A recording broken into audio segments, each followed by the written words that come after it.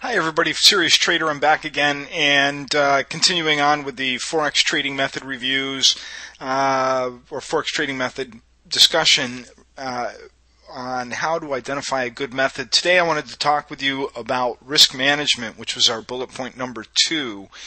In the first series, we talked about a method being complete and what guidelines you need in order to identify a method as being complete. Today I want to talk a little bit more about risk management and the importance of that. Mainly, and first and foremost, really, this is probably the area where that 95% of Forex traders who lose money you hear about make the most mistakes. Managing risk it's not just about reducing your losses, it's also about protecting your trade capital by employing specific strategies to accomplish both of those simultaneously. So let me talk a little bit about what I mean on that and why it's important. First, most Forex traders make very simple trading mistakes. They take too large of a position and expose themselves to serious and steep losses should the markets move against them. And second, they fail to protect their entire account by allowing one trade to put their full account balance at risk. So let me give you a quick and probably ridiculously extreme example, but I guarantee you this has happened. Let's suppose for a moment that a Forex trader has a $10,000 account balance, and that Forex trader takes a 5 standard lot trade on the Euro USD. Now, that trader is going to have, depending on the price of the euro at the time, that trader is going to have more than $5,000 margin at risk, or more than 50% of their account balance. Now, right away, you should immediately see that this is a problem. You're putting more than half of your account at risk if you lose on this trade. In fact, for every 1 pip that this Forex trade moves against the trader, he or she will lose 0.5% of their total account balance per pip. And at first glance, you may think, well, that's not that bad. But if that trade moves a total of 50 pips against the Forex trader, and that's not an unreasonable stop loss, that trader subsequently exits the market, his total loss is going to be over $2,500 of his account balance. That's 25% loss on a single trade. That's an example, and an extreme one to be sure, of very poor risk management, and that's exactly what leads to total wipeouts of people's Forex trading accounts. Now, how did we calculate that loss? I know somebody who probably will have that question. As I mentioned in the example, we're talking about the Euro USD, the EUR USD pair, and 1 pip on that pair is equal to, for a standard lot trade, is equal to $10. So a 50 pip loss equals a monetary loss of $500.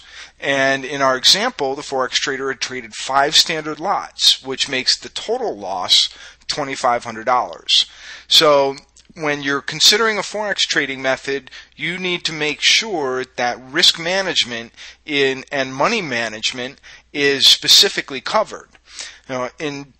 It has to give you very specific guidelines for how to incorporate money management and risk management into every Forex trade you take.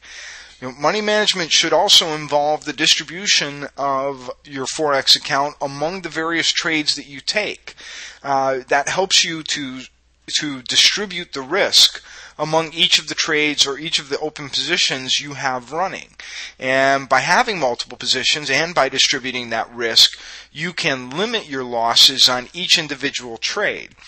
Generally speaking, risk management absolutely has to involve the maximum risk on any single trade, and it should limit the impact of one trade's loss on your entire account. So here's a quick example to that end for money management in the theoretical trade that we just went through.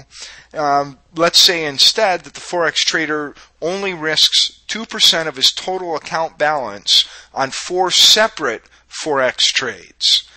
So he opens 4 separate positions and risks only 2% of his account balance on each of those positions.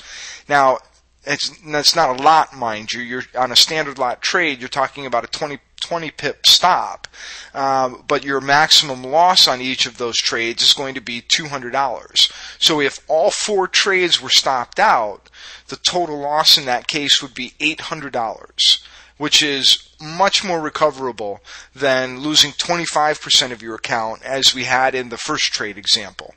Now, in fact, when you are trading, more than likely, unless you have a significant account balance, you're more than likely to start trading mini or micro lots, which will, depending on your actual account balance, give you more flexibility in terms of your stop loss ranges.